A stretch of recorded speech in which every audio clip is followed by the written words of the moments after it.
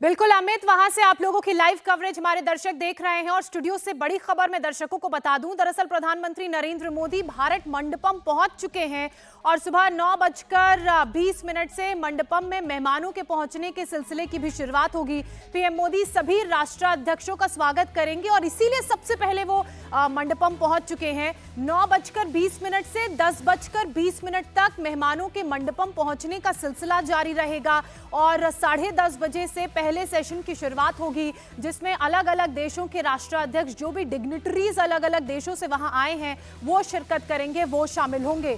और ये लगातार बड़ी खबर, बड़ी जानकारी तस्वीरों के साथ हम आपको दे रहे हैं। प्रधानमंत्री नरेंद्र मोदी को आप देख रहे हैं, उनके साथ विदेश मंत्री डॉक्टर एस जयशंकर भी हैं और भारत मंडपम वो पहुंच चुके हैं। ओवर टू यू अमित, वहां किस तरह से तैयारियां चल रही हैं? 9:20 का वक्त है जब डिग्निटरीज के पहुंचने का सिलसिला भी शुरू होगा। बताइए क्या देख पा रहे हैं आप?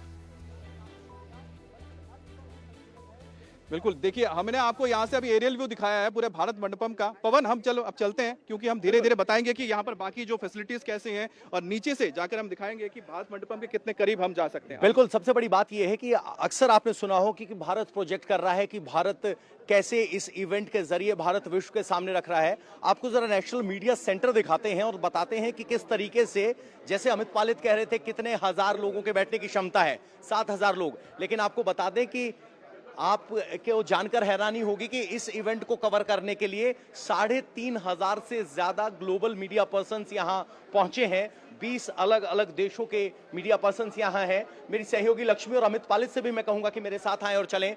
आपको सबसे पहले हम वो इंफॉर्मेशन सेंटर दिखाते हैं। आपके मन में उत्सुकता होगी कि इतने बड़े आयोजन होते हैं तो उनको दिखाया कैसे जाता है। लक्ष्मी, अंदर लेके चलिए जरा। आज ये भी बताएंगे कि भारत का जो प्रसारक है वो कैसे इस बड़े इवेंट को प्रोजेक्ट करता है और बाकी सब इंफॉर्मेशन कैसे प्रोसेस करता है। अच्छा, शुरुआत तो करें, लेकिन जाते जाते बता दें, क्योंकि यहाँ पर जो है हेल्प डेस्क लगाया गया, यहाँ पर आपको सारे युवा चेहरे नजर आएंगे, इधर रंग बिरंगे। आइए पवन, हम इनसे ही बात करते हैं क्योंकि इनको कैसा फील हो रहा है।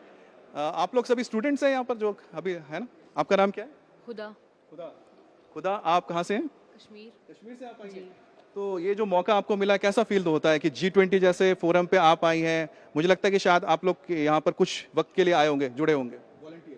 प्राउड मोमेंट है हमारे लिए, हमें ऐसी अपॉर्चुनिटी मिल रही है इस टाइम पे। तो आपका सिलेक्शन कैसे हुआ, हर कोई जानना चाहेगा। आपको ये मौका कैसे मिला जो बाकी भारतवासियों को नहीं मिल पाया? हम लोग ने इसमें, हम लोग को वॉलंटियरशिप मिल गई, कॉलेज से इंटरव्यू हो गई, प्रॉपर सेटअप सब कुछ, फिर हमारी बेसिक्स पे। कश्मीर कहाँ से आप? श्रीनगर से। अच्छा, श्रीनगर में तो G20 का इवेंट भी हुआ था। कई लोगों को लगता था कि हमें भी लगता था कि क्या हो पाएगा कि नहीं हो पाएगा। ये हमारे लिए भी बहुत प्राउड मोमेंट था कश्मीर, श्रीनगर में हो जाना। आप कैसा फील करते हैं? आप तो वहाँ से आती हैं। जी सर, प्राउड मोमेंट था कश्मीर के लिए। और वहाँ पे जैसे बोला जाता है कि वहाँ सब कुछ हो नहीं पाता है, और उस टाइम पे ऐसा चीज़ होना वहाँ पर, it was a proud moment for Kashmir people. आपका नाम? सर हर्ष नैन। आप कहाँ से हैं? दिल्ली द्वारका। कैसा फील हो रहा है यहाँ पर? सर बहुत अच्छा लग रहा है, काफ़ी अच्छी अपॉर्चुनिटी है और मज़ा आ रहा है। मजा आ रहा है? ठीक है, तो देखिए यहाँ पर जो स्टूडेंट्स हैं, इनको मौका मिला है G20 के इस कार्यक्रम के साथ जुड़ने का। लेकिन सबसे अच्छी बात है खुदा का, क्योंकि वो कश्मीर से आती है और कश्मीर से विजयलक्ष्मी, जो हम बात करते हैं कि श्रीनगर में इवेंट होना G20 का, उसके बाद वहाँ के स्टूडेंट्स को, वहाँ के लोगों को हम देख रहे हैं कि यहाँ पर इन्वॉल्व हो रहे हैं। ये अपने आप में एक बहुत बड़ा बदलाव लगता है। बहरहाल G20 ने एक अच्छा फोरम भी दिया है पूरे देश को। बिल्कुल बिल्कुल। देखिए G20 की जहां तक बात है तो G20 के 200 से ज्यादा इवेंट हमने पूरे देश में किए। 60 शहरों में भारत के ये अलग अलग इवेंट्स किए और इसके पीछे प्रधानमंत्री नरेंद्र मोदी की एक सोच थी कि क्योंकि भारत एक डाइवर्स कल्चर वाला देश है और हमारी जो एफर्ट था वो यही था कि हम अपनी इस डाइवर्सिटी को, और वो डाइवर्सिटी तब तक आप शोकेस नहीं कर सकते जब तक आप देश के हर राज्य को की कल्चर को जो है एक तरीके से उसका क्या है अपने डेलीगेट्स को दिखाने का मौका आपको मिले। तो वो मौका हमने अपने तमाम डेलीगेट्स को दिया और इसीलिए G20 के तमाम इवेंट्स हुए। और जिस तरह से कश्मीर की आपने बात की, चले मैं दिखाता हूं। जिस तरह से हम कह रहे थे कि ग्लोबल प्लेटफॉर्म है, अब देखिए जरा एक के बाद एक कौन कौन से ऑर्गेनाइजेशंस यहां पर आए हैं। ये NHK जापान ब्रॉडकास्टिंग कॉर्पोरेशन है, ये उनका ऑफिस है। ये सारी खबरें यहां से जापान पहुंच रही हैं।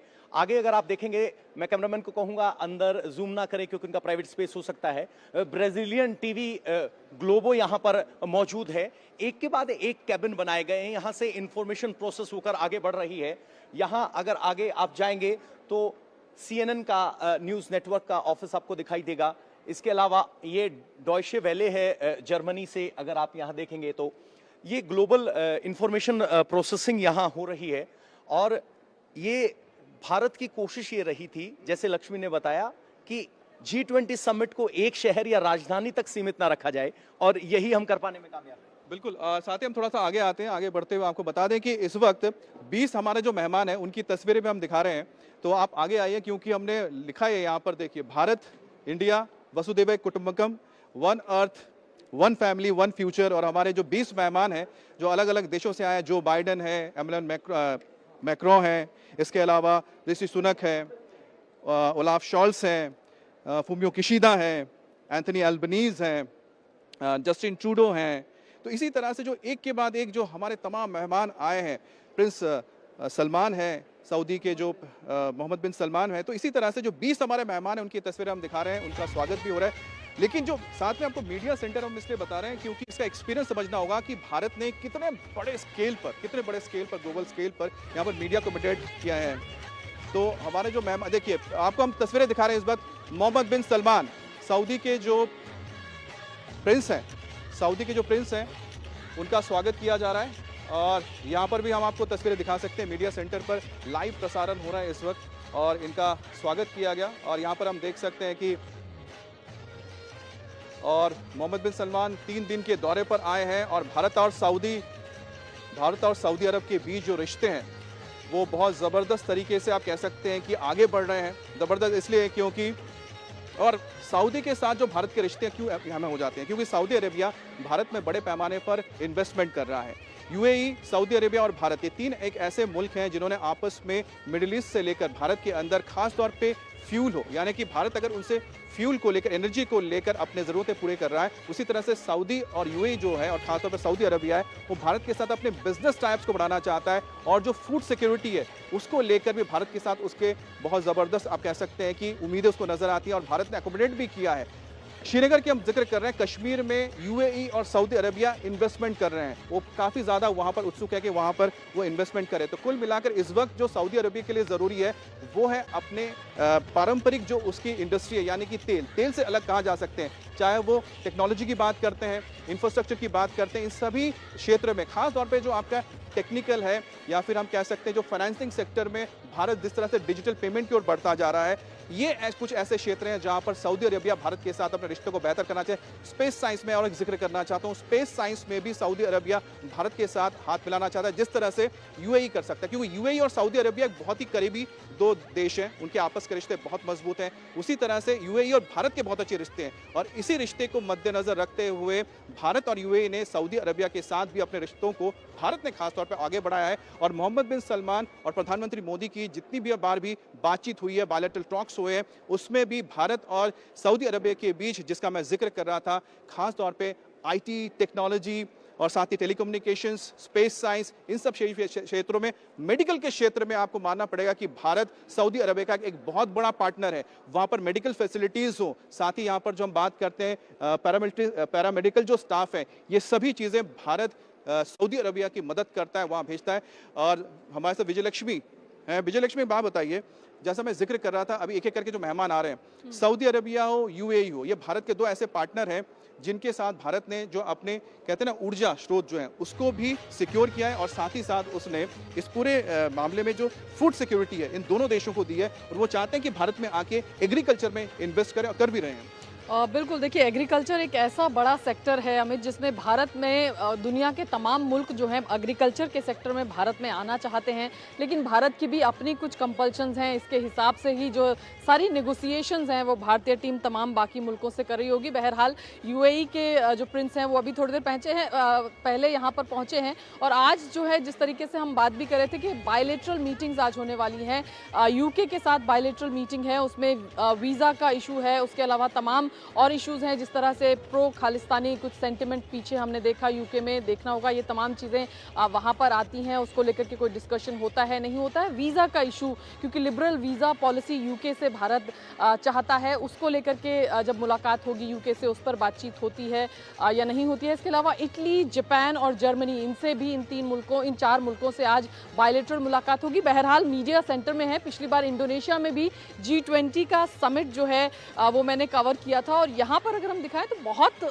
बड़े इलाके में 10,000 स्क्वायर मीटर का तकरीबन एरिया है, जिसमें ये मीडिया सेंटर 2 फ्लोर्स पे जो है फैला हुआ है। पूरे दुनिया से 3800 के करीब मीडिया पर्सनल ने रजिस्टर किया है। 3800 रजिस्ट्रेशन जो है वो MEA को मिले, जिनका रजिस्ट्रेशन हुआ। और देखिए यहाँ पर इस तरह की क्योंकि मीडिया को वहाँ भारत मंडपम में जाने की इजाज़त नहीं है, तो इस तरह की स्क्रीन्स लगाए गए हैं जहाँ पर जो भी डिग्निटरीज आ रहे हैं उनकी तस्वीरें जो हैं, उनके जो विजुअल्स हैं, जो लाइव फीड है वो यहाँ पर लाइव स्ट्रीम की जाती है, ताकि जो तमाम मीडिया पर्सनल यहाँ बैठे हैं उनको इसके बारे में पता चल सके। बस कुछ ही मिनट और बचे हुए हैं, बस 2 मिनट का वक्त बचा है। 2 मिनट के बाद आपको लगातार इंडिया टीवी पर वो सभी गेस्ट नजर आएंगे जो भारत मंडपम पे पहुंचेंगे। भारत के 20 गेस्ट हैं पवन, और 20 जो गेस्ट होंगे वो हमारे ऐसे मेहमान हैं जिनको हम G20 के इस मंच पर नजर आएंगे। और हम आगे चलते हैं क्योंकि चलिए।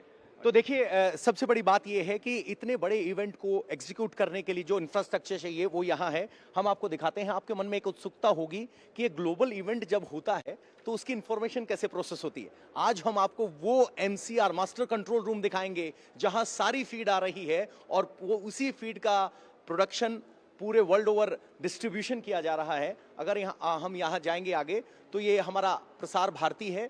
आगे प्रसार भारती का कंट्रोल रूम है, वो दिखाने की आपको कोशिश करेंगे। सबसे बड़ी बात यह है कि ये 2 दिन वो हैं जब 75% से ज्यादा इकोनॉमी में हिस्सेदारी रखने वाले सबसे ज्यादा मजबूत, आर्थिक तौर पर मजबूत राष्ट्र आगे बढ़ रहे हैं। यहाँ अगर आप बढ़ेंगे तो देखिए, यहाँ एक मीडिया कंट्रोल रूम है जिसमें कहा जाता है कि किस तरीके से इंफॉर्मेशन प्रोसेस हो रही है। देखिए।